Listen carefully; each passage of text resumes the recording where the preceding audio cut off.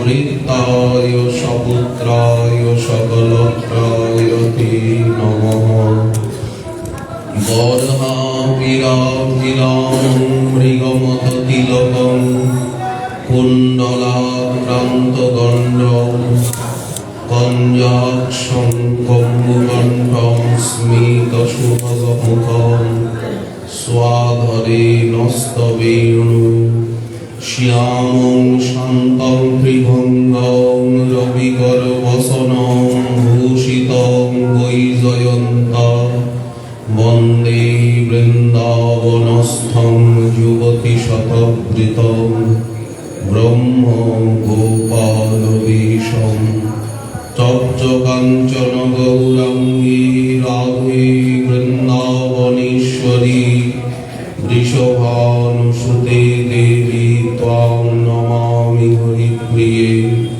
मूकं करोति वाचालं पङ्गुं लङ्घयते गिरिं यत्कृपातमहं वन्दे परमानन्दमाधवम् वाञ्छाकल्पतरुभ्यश्च कृपा सिन्धुभ्य एव च पतितानां पावनेभ्यो वैष्णवेभ्यो नमो नमः हरि भक्ति पराजी च हरिनाम परायणा दुर्वृत्ता वा सुवृत्ता वा तेषां नित्यं नमो नमः नमो धर्माय महते नमो कृष्णाय विद्महे ब्राह्मणेभ्यो नमस्कृत्य धर्मान् वक्ष्ये सनातनान् नारायणं नमस्कृत्य नरं चैव नरोत्तमं देवीं सरस्वतीं व्यासं ततो जयमुदीरये जय रूप सनातन भट्ट रघुनाथ শ্রীজীব গোপাল ভট্ট দাস রঘুনাথ এই ছয় গোসাইয়ের হরিচরণ বন্দন যাহা হইতে বিঘ্ন নাশ অভীষ্ট পূরণ দুর্গমী পথিমেন্দ্রস্য স্থলোৎপাদগতির মুহুঃ সৎকৃপা জ্যেষ্ঠিদানেন সন্ত সন্ত্যভ্যদম।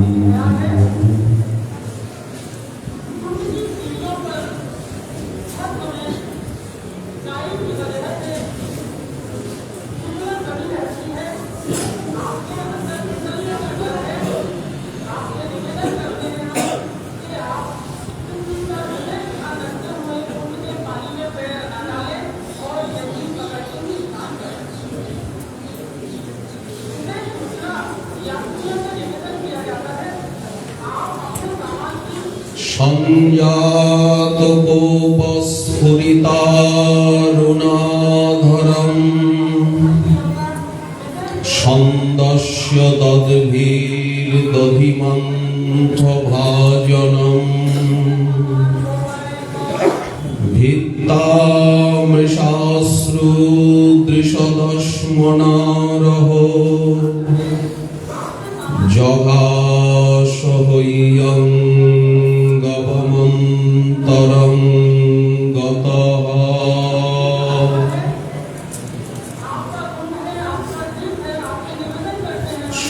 सर्ववेदान्तसार महापुराण श्री श्रीमद्भागवते दशम स्कंदे नवम अध्याये भागवत प्रवक्ताचरण महामुनि श्रील सुखदेव তিনি বর্ণনা করছেন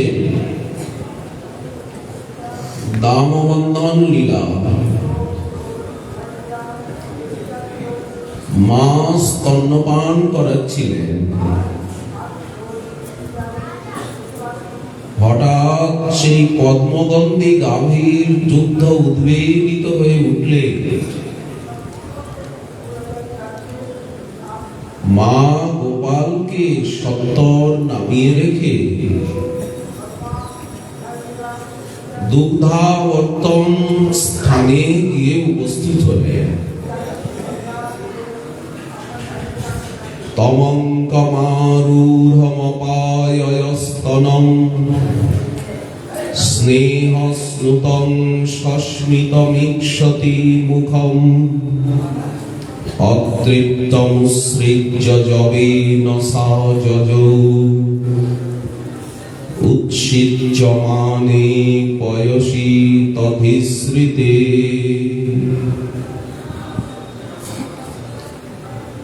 এখানে একটা কথা, যে যার ভগবৎ স্বরূপের কৃপা কটাক্ষ কণিকা লাভের জন্য অজ ভব শেষ সনকাদি লালায়িত, সেই স্বয়ং স্বরূপ নরাকৃতি পরব্রহ্ম তাকে কোলে পেয়েও সন্তান রূপে সে বিপাসিত, ক্ষুধিত, অতৃপ্ত, তাকে সেখানে পরিত্যাগ করে কোলের থেকে মাটিতে বসিয়ে আর সামান্য দুগ্ধ রক্ষার নিমিত্ত মা যে চলে গেলেন, দুধটাই কি উপাদেয় বস্তু বলে মনে হলো মার কাছে?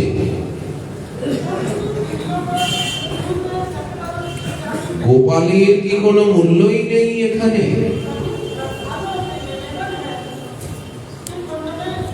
বললেন, দেখুন, এক তো মা প্রেমাবিষ্ট হয়েছিলেন গান করতে করতে, আবার গোপালকে কোলে নিয়ে স্তন্যপান করাতে করাতে তার হাসি মাখা মুখখানা দেখতে দেখতে, কিন্তু হঠাৎ করে মায়ের দৃষ্টি ওই দুগ্ধের দিকে কেন গেল গোপালকে ছেড়ে? মুখকমলের মাধুর্য পান করছিলেন মা, কেনই বা ছাড়লেন? দৃষ্টি বা ওই দিকে গেল কেন? বললেন, প্রেমবান ভক্ত তারাই বুঝবেন। যখন সেবার সময় এসে উপস্থিত হয়, তারা কতখানি সতর্ক হন, তাদের আত্মস্বরূপের লোভ হয় না। তারা তো আর ব্রহ্মজ্ঞানী নন। পরমানন্দ বিগ্রহকে কোলে নিয়ে আত্মবিস্মিত হন না কেন, কিন্তু যখন সেবার সময় উপস্থিত হবে তখন ঠিক আত্মস্মৃতি ফিরে আসবে। তারা যথাযোগ্য সেবায় আত্মনিয়োগ করেন, সেবার দ্বারাই প্রীতি সম্পাদনের চেষ্টা করেন। অতএব যখনই সেবার সময় এসে উপস্থিত হলো, বিভরতা ভেঙে গেল, সেবারসে মত্ত হয়ে তারা আত্মহারা তো হন না। এই সিদ্ধান্ত জগৎকে জানাতেই মায়ের দৃষ্টি তখন সেই আবর্তিত দুগ্ধের দিয়ে গেল। মা কৃষ্ণকে খাওয়াবেন দুধটি, নিশ্চয়ই কৃষ্ণকে পরিত্যাগ করতে মায়ের মর্মন্তুদ যাতনা হয়েছিল, কিন্তু মা সেই দিকে লক্ষ্য দিলেন না। আনন্দ ঘন বিগ্রহ তিনিও দুঃখী হয়েছিলেন, কিন্তু মার সেদিকে দৃষ্টি নাই, দৃষ্টি এখন দুধের দিকে। এখানে দুগ্ধ কি সেবার বস্তু, মার দিক থেকে সেবা নয়, কিন্তু সাধক জগতের দিক থেকে সেবা এবং সেবার বস্তু যে বড় সেব্য অপেক্ষাও, এটি পরিস্ফুট হল। যাই হোক, কেউ ভোজন আরম্ভ করেছে, হঠাৎ যদি বাধা পড়ে ক্ষুধিত অবস্থায়, তাহলে কেমন হয়? কাম্য বস্তু পেয়ে কেউ ভোগ করতে আরম্ভ করেছে, হঠাৎ যদি বাধা পড়ে, তাহলে যেমন অত্যন্ত দুঃখ হয়। মা যশোদার স্তন্যামৃত বক্ষামৃত পানে বাধা পড়ায়। শ্রীকৃষ্ণের যে কি প্রকার মানসিক অবস্থা হয়েছিল, পরবর্তী ঘটনায় তার কিছু ইঙ্গিত পাওয়া যায়। যশোদা শ্রীকৃষ্ণকে কোলের থেকে নামিয়ে বিয়োগ দুঃখ অঙ্গীকার করে স্তন্যপানে বাধা দিয়ে ছুটে চঞ্চল চরণে তড়িৎ গতিতে চলে গেলেন।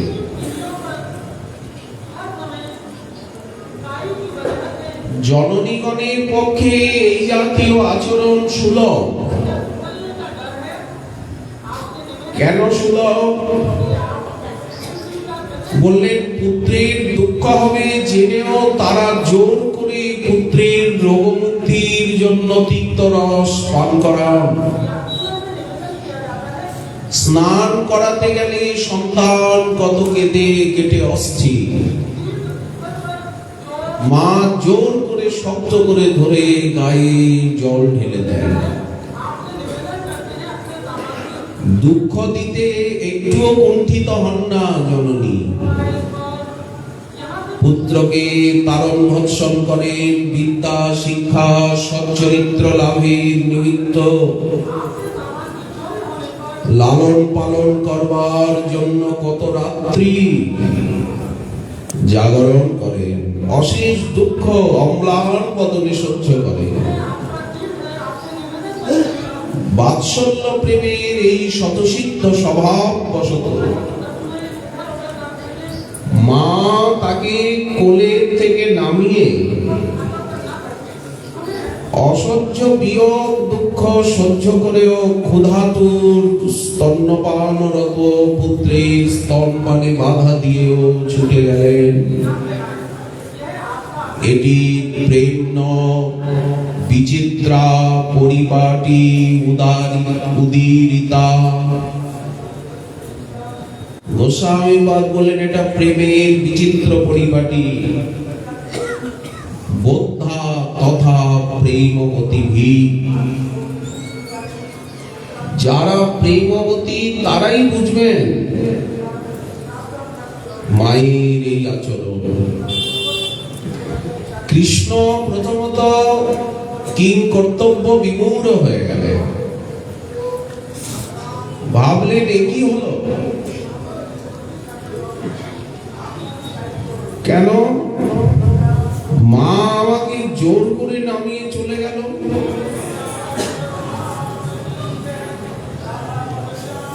এইবার ব্যাপারটা বুঝতে পারলেন। কিঞ্চিত প্রকৃতিস্থ হলেন, দেখছেন আমার মুখে তো মায়ের কুচাগ্র নেই, অমৃতস্রাবী, আর মা আমাকে মাটিতে বসিয়ে রেখে চলে গেল। তখন অতৃপ্ত কৃষ্ণের অন্তরে ক্রোধের সঞ্চার হল। শুকদেব বলছেন, সংজাত কোপ। কখন ক্রোধ হয়? যার যে বস্তুতে কামনা, সেই কাম্য বস্তুতে যখন বাধা আসে, তখন সকাম ব্যক্তি ক্রুদ্ধ হয়ে যায়। এটাই ক্রোধ উৎপত্তির কারণ। ক্রোধই কামই প্রতিহত হয়ে ক্রোধ আকারে প্রকাশ পেয়ে থাকে। এটাই চির প্রচলিত ধারণা। কিন্তু স্বয়ং ভগবান তিনি তো আত্মারাম আত্মকাম। তিনি তার প্রেমাধীনতা স্বভাবে ভক্তের প্রেম সেবা প্রেমোপহার গ্রহণের জন্য সর্বদা লালায়িত। তার ভিতরে তো কামের অস্তিত্ব নেই। এই জন্য তিনি সর্বদা সকাম,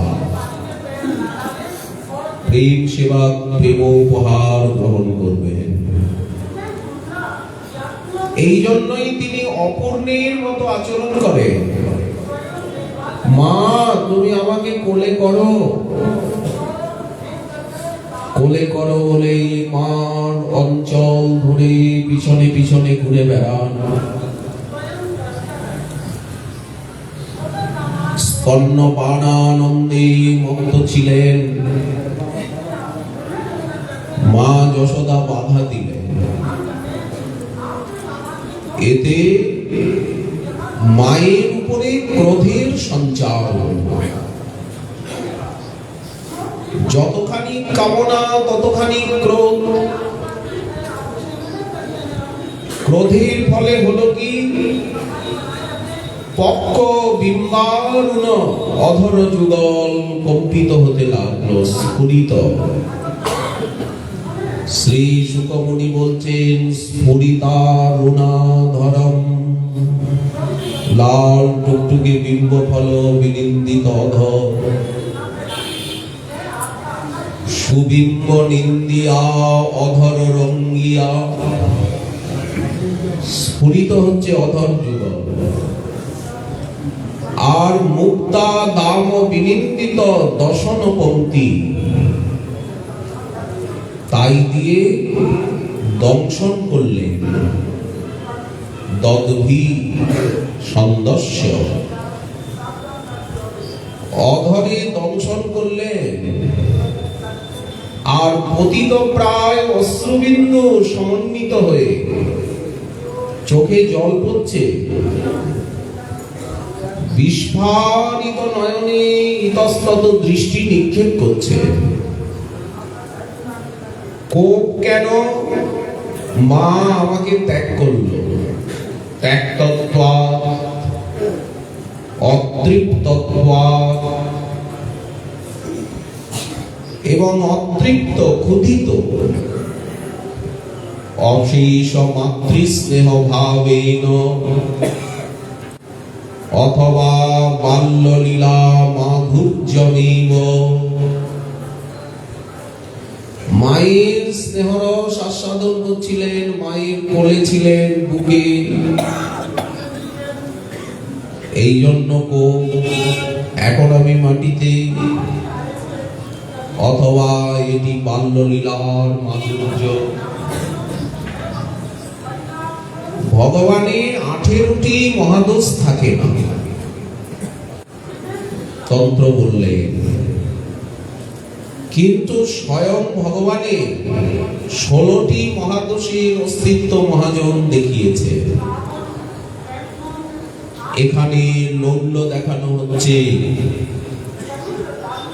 চৌর্য দেখানো হচ্ছে এই লীলায়, ক্রোধ দেখানো হচ্ছে। কাম, ক্রোধ, লোভ এগুলো তো ভালো জিনিস নয়, নরকের দ্বার বলা হয়েছে। তো ভগবানেও এগুলো আছে? বললেন নিশ্চয়ই আছে, তবে সেটা সর্বভূত গুণ তার। সচ্চিদানন্দ ঘন ভগবানের গুণগুলিও তো সচ্চিদানন্দ ঘন।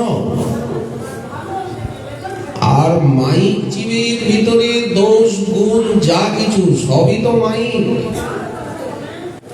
বললেন এগুলো কেন? বললেন এগুলি ছাড়া ব্রজলীলা হবে না। তো তার তো এত লীলা আছে, ব্রজলীলা নাই বা থাকলো কি ক্ষতি? বললেন উনি স্বয়ং ভগবান হতে পারবেন না। আচ্ছা, কেউ যদি বলেন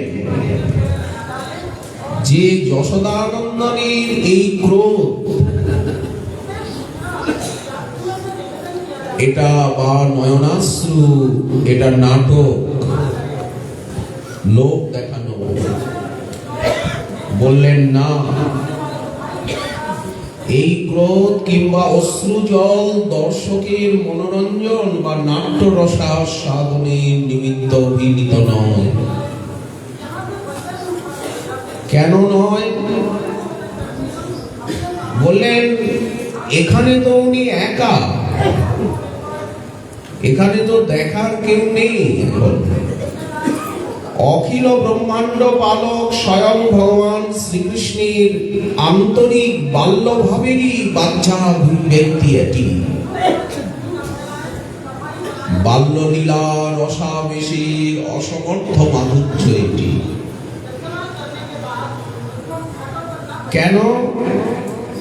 বললেন আপন ভাবে বিভোর হয়ে বাল্যলীলা রসাবিষ্ট হয়ে পরিপূর্ণ মধুরিমা ছড়িয়ে নন্দনন্দন আপন ভাবে আপন স্বরূপে আপন খেলায় বিভোর। এখানে তো কোনো দর্শক নেই।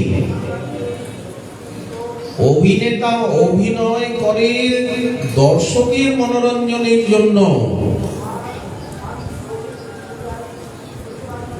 এ তো নিভৃত স্থান। নিভৃত স্থানে আন্তরিক স্বভাব প্রকাশ পায়। কারো প্রকৃত স্বরূপ জানতে গেলে তাকে নিভৃতে নির্জনে দেখতে হবে, জনসমাজে দেখলে হবে না। কারণ জনসমাজে মানুষ সংযত, সংকুচিত এবং রূপান্তরিত স্বরূপ হয়ে দেখা দেয়। এখানে তো নিভৃত স্থান। এই জন্য স্তন্যপানে বঞ্চিত হয়ে আজ যশোদানন্দনের ভিতরে অপার ক্রোধের সঞ্চার হল। নয়ন কমল জলভারাক্রান্ত হয়ে উঠল। অরুণ বিম্বাধর কম্পিত হতে লাগলো। মুক্তা দাম বিনিন্দিত দশনে, বন্ধুক কুসুম বিনিন্দিত অধর অরুণাধর উনি দংশন করলেন। ক্রোধ বিস্ফারিত নয়নে ইতস্তত দৃষ্টিপাত করছেন। সঞ্জাত কোপস্ফুরিতারুণাধরম সন্দর্শ তদ্ভীর দধিমন্থ ভাজনম ভিত্ত্বা মৃষাশ্রু দৃশদস্মনারহ জঘাসহৈয়ঙ্গবঙ্গন্তরং গতঃ।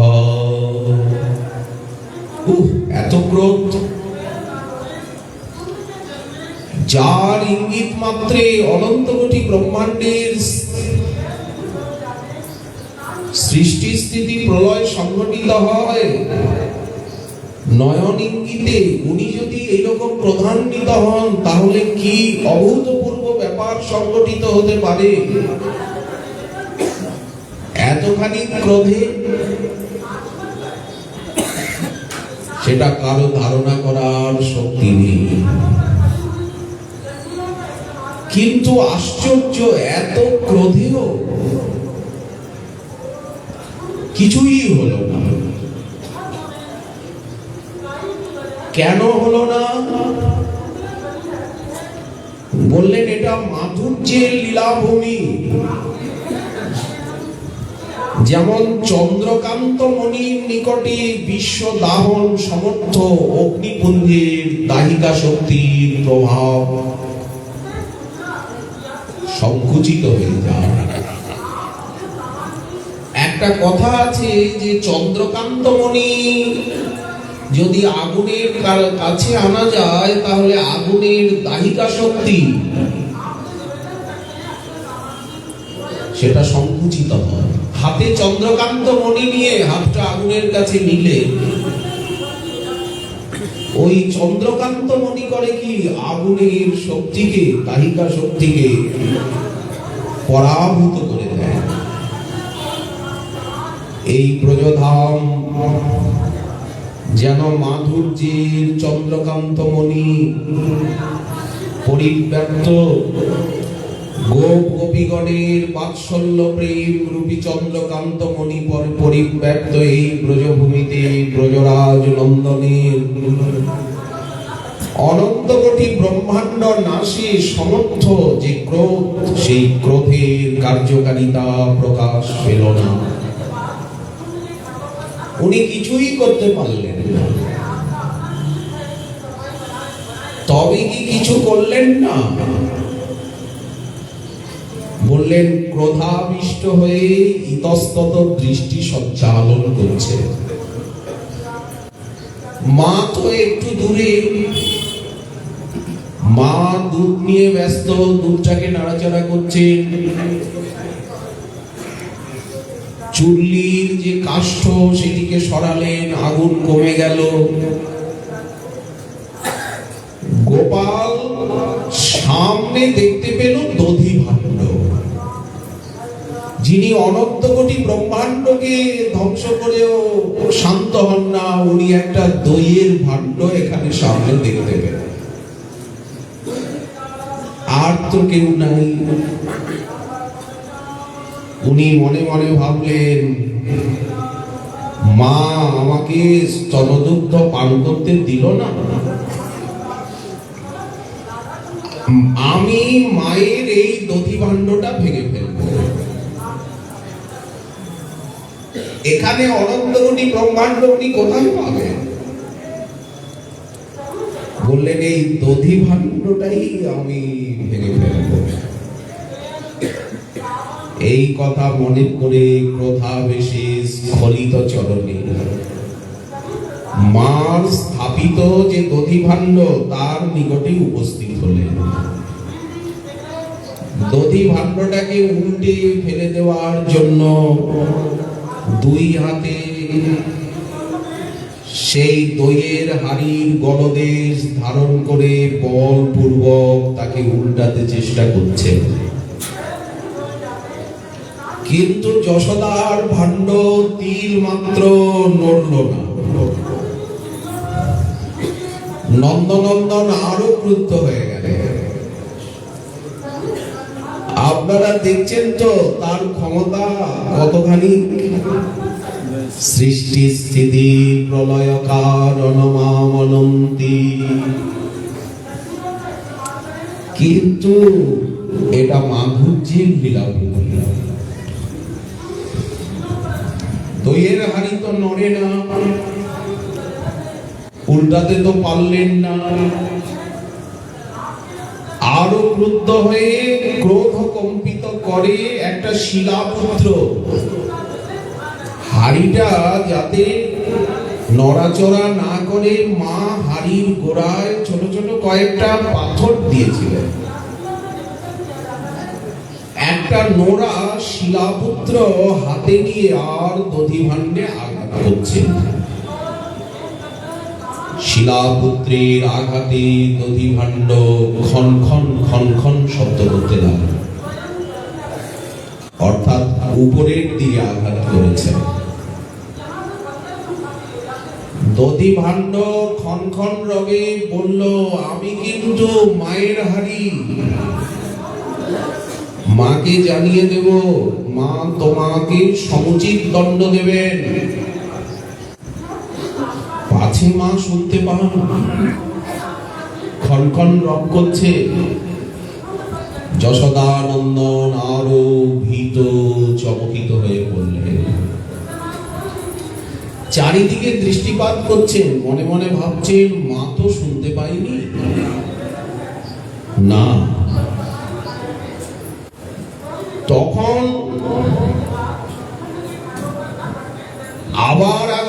হচ্ছে, ক্ষণ রব হচ্ছে ভাণ্ডের থেকে, তখন ভীতির সঞ্চার হলো, ক্রোধাবেগ একটু মন্দীভূত হয়ে এলো।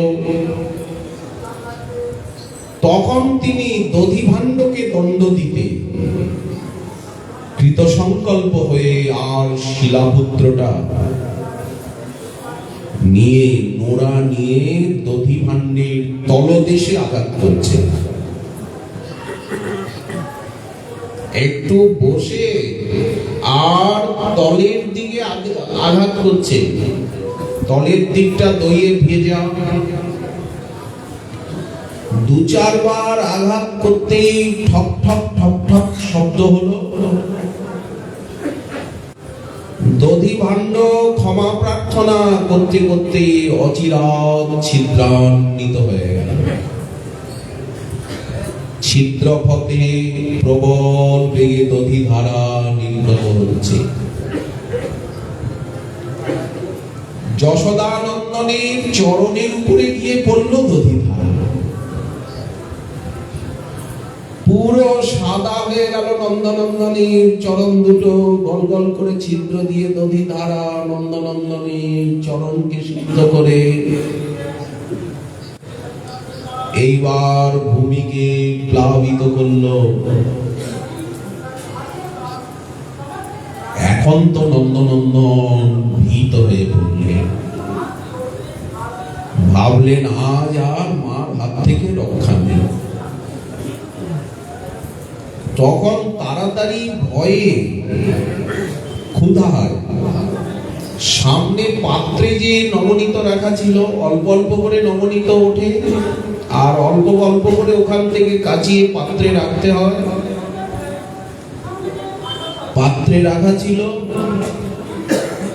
সেখান থেকে নবনীত গ্রহণ করে নিভৃত গৃহাভ্যন্তরে পলায়ন করলেন।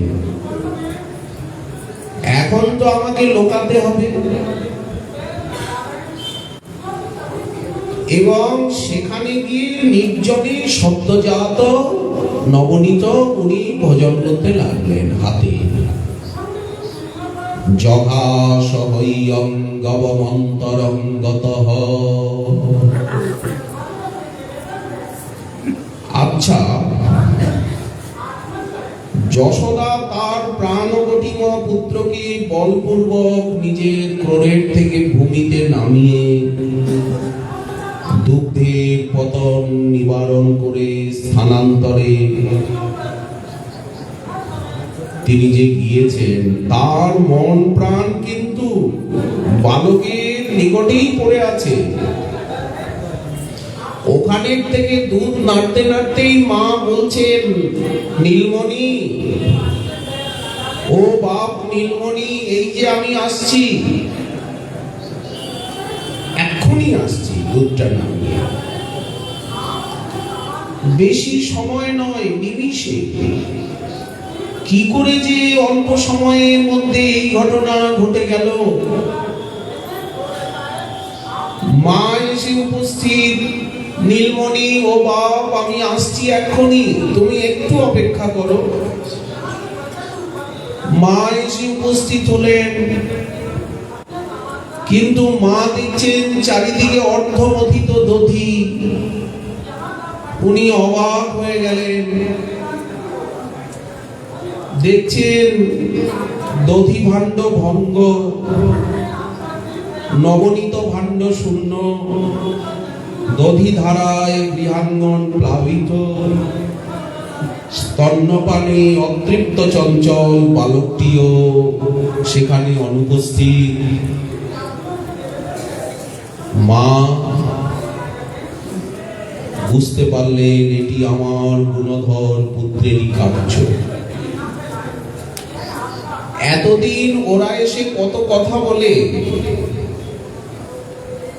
নানা দৌরাত্মের কথা, কিন্তু আমি হেসে উড়িয়ে দিই, বিশ্বাস করি না। মা মনে মনে ভাবছেন দাঁড়িয়ে, স্তন্যপায়ী বালক, এত বুদ্ধি কৌশল, নবনীত ভাণ্ডের গোড়ার দিকে আঘাত করেছে, আমি জানতে পারবো না, এতটা সূক্ষ্ম ভাবে আমি শুনতে পাবো না, এতটা সূক্ষ্ম ভাবে এই কাজ করে আর নিমিষে পলায়ন করেছে, আমি তিরস্কার করব এই ভয়ে ভীত হয়ে। যাওয়ার সময় আমি এত কাছে, কিন্তু তার নুপুরের কোটির শব্দ আমি কিঙ্কিণীর শুনতে পাইনি। তাহলে কতটা বুদ্ধি কৌশল! চিন্তা করতে করতে মায়ের বাৎসল্য প্রেম ও সিন্ধু উচ্ছ্বসিত হয়ে উঠল। এখন যশোদানন্দনের ক্রোধের পরিবর্তে ভয়ের সঞ্চার হল। উনি নিঃশব্দ পদসঞ্চারে অগ্রসর হতে লাগলেন, পা টিপে টিপে। গিয়ে দেখছেন আগিয়ে যে সামনের একটি ঘর, সেটি কপাট সংলগ্ন, কিন্তু শেকল দেওয়া নয়। মা হয়তো সেই ঘরটা শেকল দিতে ভুলে গেছে, তো দরজাটা ভেজানো। নন্দনন্দন সেই ঘরে দরজা ঠেলে ঢুকল, দেখছে সেই ঘরে অসংখ্য শিকা ঝুলছে, সেই শিকায় সব নবনীত রাখা।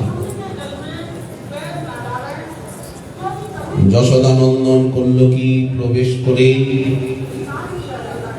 আর সম্মুখের দ্বার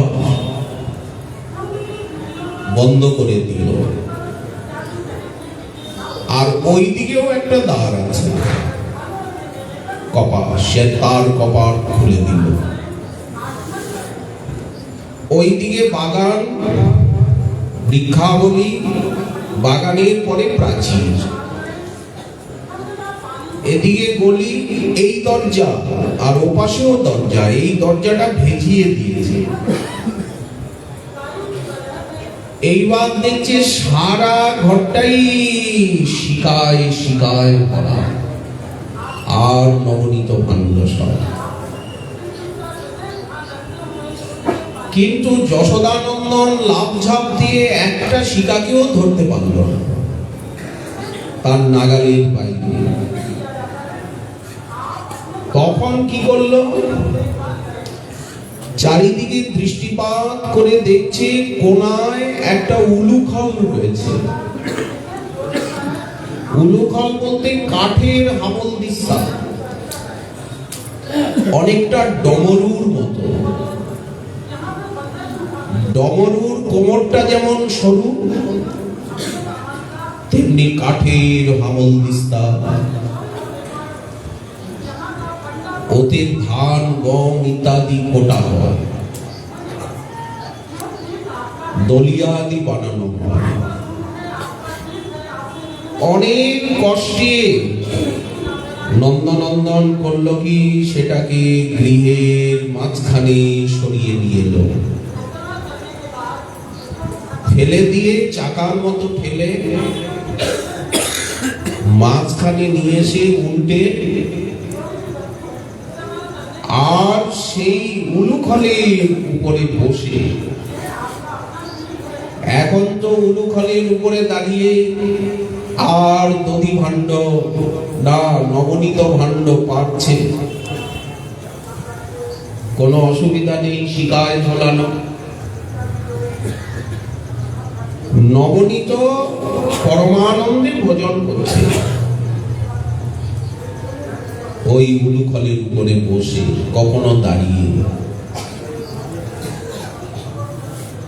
আর বারবার দরজার দিকে লক্ষ্য করছে। দরজাটা কিন্তু ভিতরের থেকে বন্ধ করার মতো ক্ষমতা যশোদানন্দনের নেই, কেবল ভেজিয়েছে অনেক কষ্টে।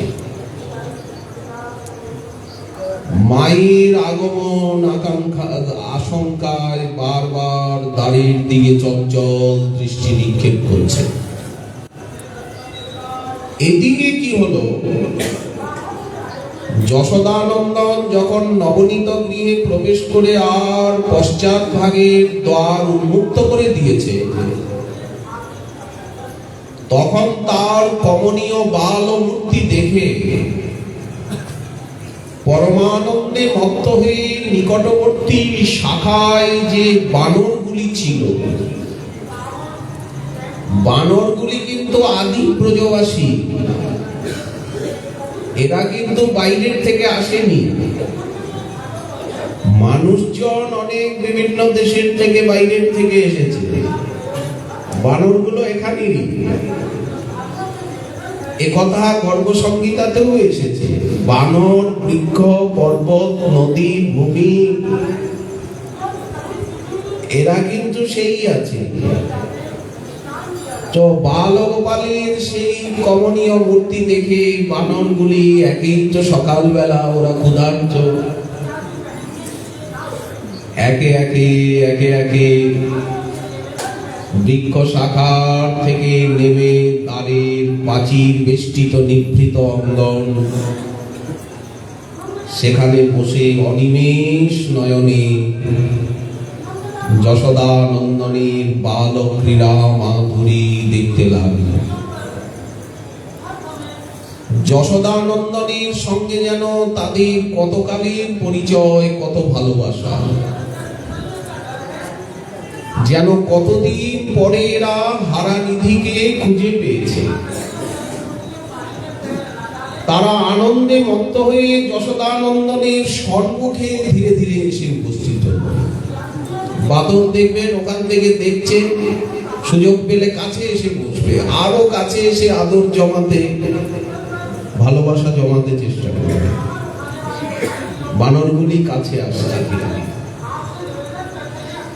তাদেরকে দেখে পরমানন্দ বিজড়িত সুমৃদুমন্দ মধুর রবে বললেন, কৃষ্ণ তোমরা এসেছ, এই নাও,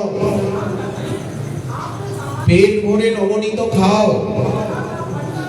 এই বলে শিকার থেকে নবনীত ভাণ্ড গ্রহণ পূর্বক নিজে কিছু ভোজন করছেন, আর অবশিষ্ট নবনীত পূর্ণ ভাণ্ড বানরগুলিকে দিচ্ছেন।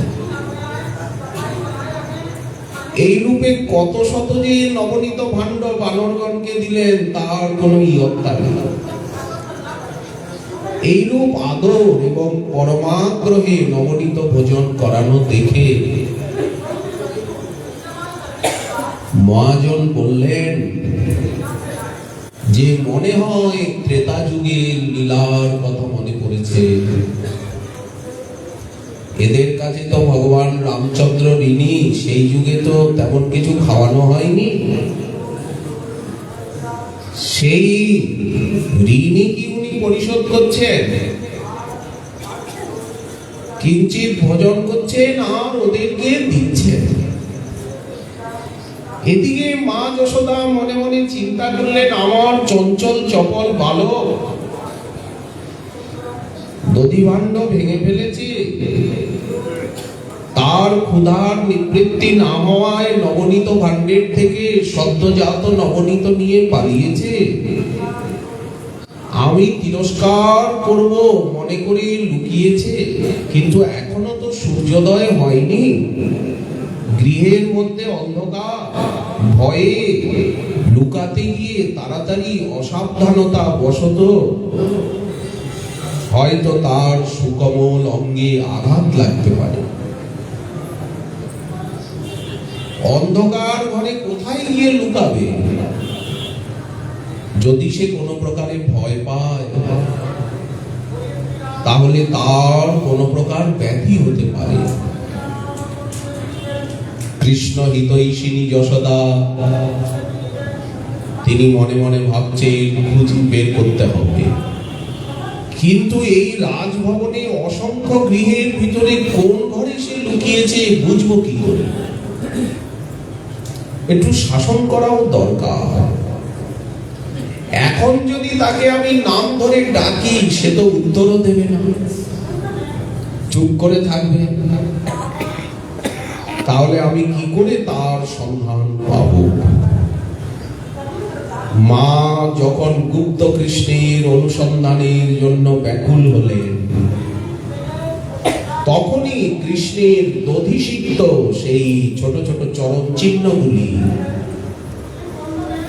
মায়ের নয়নগোচর হল। দধি ভাণ্ড ভঙ্গ করলেই দধি ধারা কৃষ্ণের চরণের উপরে পড়েছিল। সেই দইয়ের উপর দিয়ে উনি পালিয়ে গেছেন, তো চরণলগ্ন দধি পালায়নের সময় পথে চিহ্ন অঙ্কিত করে গেছে। সেই দিকে তো শ্রীকৃষ্ণের দৃষ্টি ছিল না। চরণ চিহ্নগুলি বলল, এসো মা, এসো আমাদের সঙ্গে এসো, আমি তোমার পলায়িত গুপ্ত শ্রীকৃষ্ণের খবর বলে দিচ্ছি আমরা। মা যশোদা সেই দধিসিক্ত ক্ষুদ্র ক্ষুদ্র চরণ চিহ্নের অনুসরণ করে আর অগ্রসর হতে লাগলেন।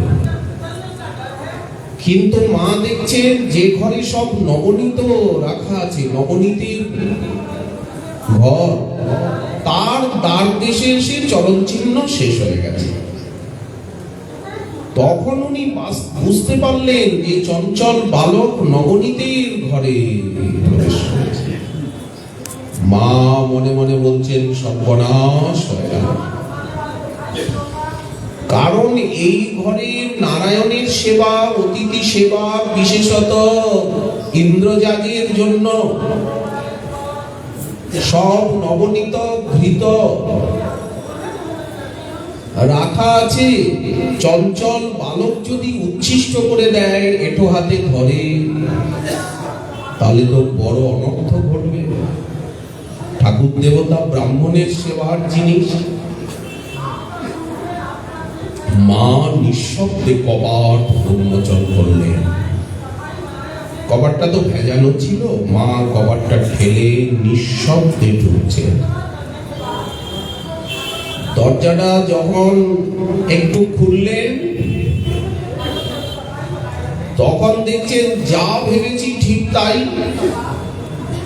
চঞ্চল বালক উলুখলের উপরে বসে শিকার থেকে নবনীত ভাণ্ড গ্রহণ করছে, কিঞ্চিত ভোজন করছে আর বানরগুলোকে দিচ্ছে। এই ব্যাপার থেকে মায়ের ক্রোধের সঞ্চার হল। উলুখলাঙ্গে উপরি ব্যবস্থিতম, উলুখলের উপরে বসে আছে। আর মর্কায় কামং দদতং শিচিস্থিতম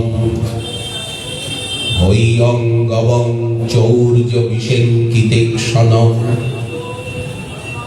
নিরীক্ষ পশ্চাৎ সুতমাগমচ্ছনৈ।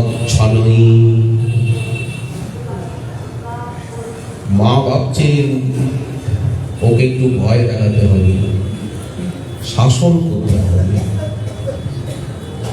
মা নিঃশব্দে ঘরের মধ্যে না ঢুকে এদিকে ওদিকে তাকাচ্ছিলেন। হঠাৎ দেখলেন গোপালের খেলার সোনার একটা লাঠি পড়ে আছে পাশে।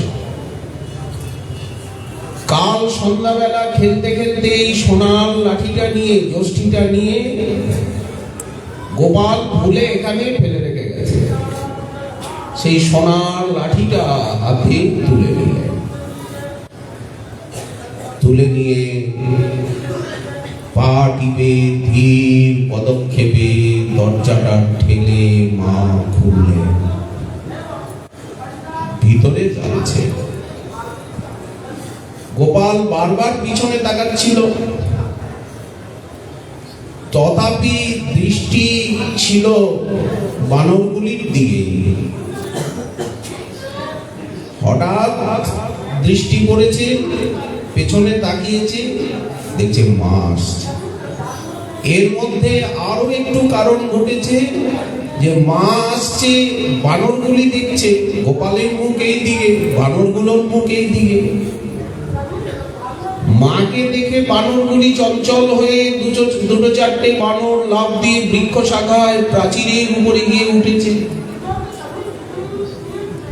গোপাল ভাবলো এরা কেন চঞ্চল হলো?